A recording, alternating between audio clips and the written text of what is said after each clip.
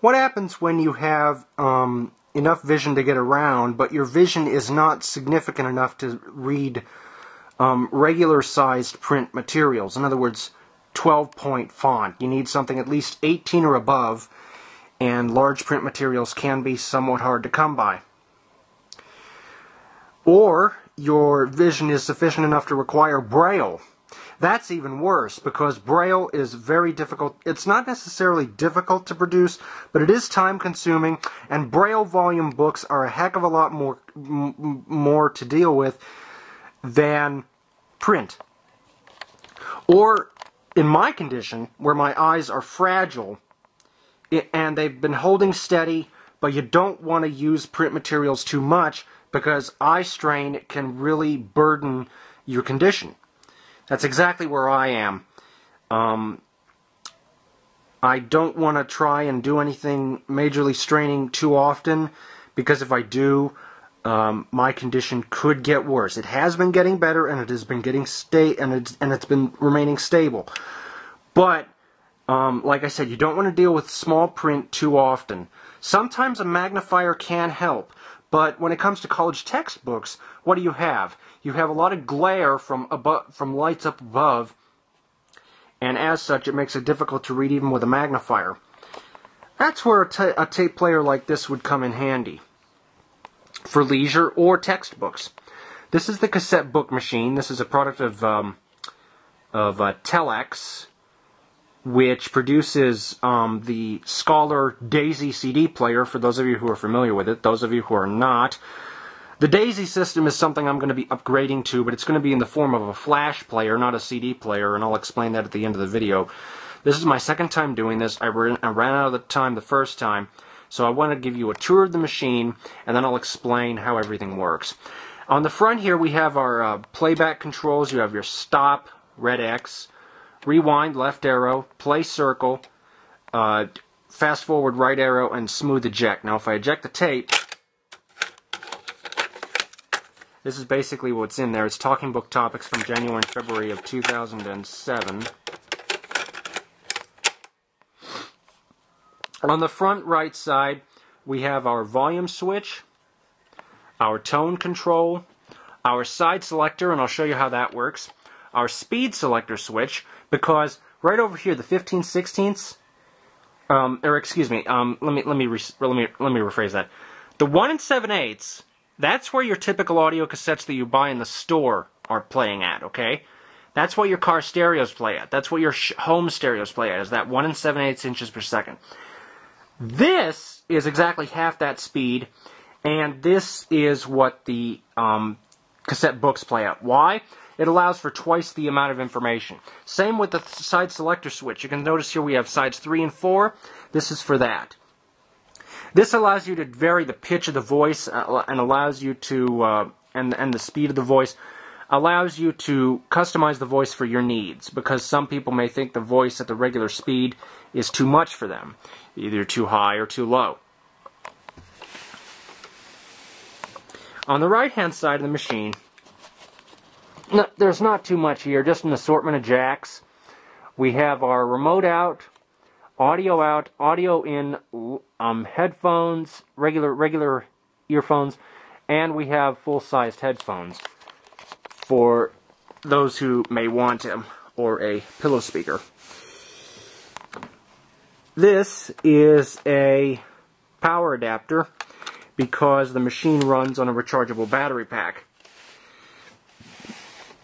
A machine this complex cannot run on regular C's or D's. And, well, it can, but I'm assuming the battery life is a lot less. But this does run on a rechargeable battery pack. It's a very big pack. I think that it runs probably about to here and about yay around. So it's pretty big. But that's basically a tour of the machine overall. I'm going to go ahead and play this a little bit now and show you how these controls work.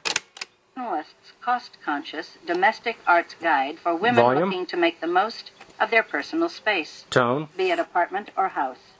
Offers tips on Now the cleaning side and is furnishing, interesting. Right now we're growing on an side indoor 1. I'm going to garden, switch this over to side scrapbooking, 3. Describes the internet and how to use it correctly. covers email and provides useful sites, warns of potential dangers from strangers for grades 3 to 6, 2003. RC 57860, using the Internet safely. Back to side 1. Rabbi Jesus, an intimate biography. RC 60559. Now, what happens if I put this... Chilton, read by Bill Wallace. What happens if I put this on regular cassette speed, 1 7/8? Well, here's what happens.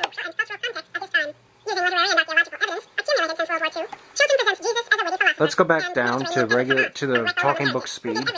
As a Jew, for Jews, now, what happens if I play with this? I'll show you. RC 60559. Rabbi Jesus. So you can slow this voice down, speed it up.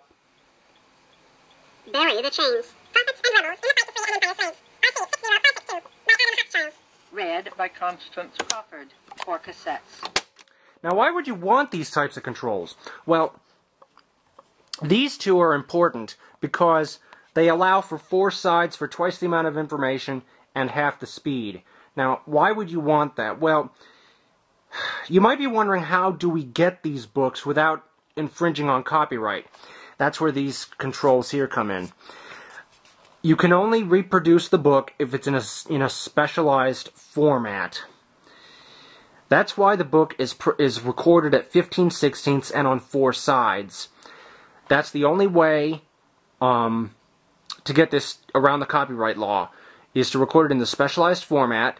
Even the digital books now, you have to record them in DAISY in order for it to be available on with our services. The National Library Service is currently working on a flashbook program. What that is there are going to be cartridges about the size of these audio cassettes here. And the cartridges are going to be a lot more durable. They're basically going to be modified flash memory sticks, if you can think of them that way. Because they're also going to have USB ports on the front and allow for connection to, say, a portable flash player that can handle these files, which is actually something I'm considering looking at, because this technology has been around for the past 20 years. It is very outdated. It is just out... The National Library Service is the very last group to be using these audio cassettes. Everybody else, RFB&D, Bookshare.org, everybody else, they've started using downloadable books. Even the NLS uses downloadable books. But for those patrons who are not computer savvy,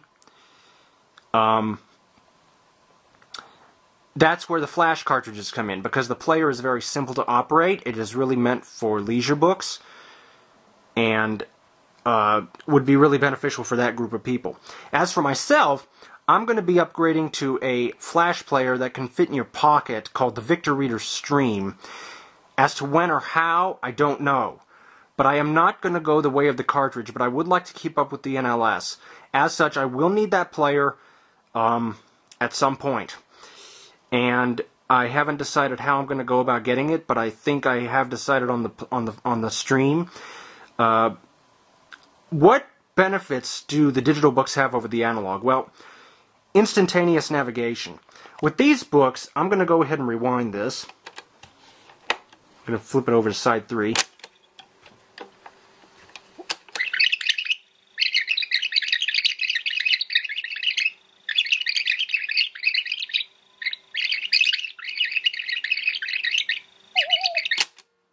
That tone right there, those index tones are all we have to go on when it comes to navigating these audio tapes. And they can be very cumbersome, especially when navigating textbooks. Also, the books can be very big. One of my literature books in the 9th grade was 13 tapes. So the digital books are a lot quicker. Direct page, direct paragraph, navigation, it's just a lot quicker, a lot faster, and they won't wear out over time. So yeah, I'm considering upgrading to the digital flash books at some point. I just need to wait for the appropriate time when I get the player and sort everything out. But that's pretty much a tour of the C-1 cassette book machine. Questions and comments are welcome. Thank you for watching and have a nice day.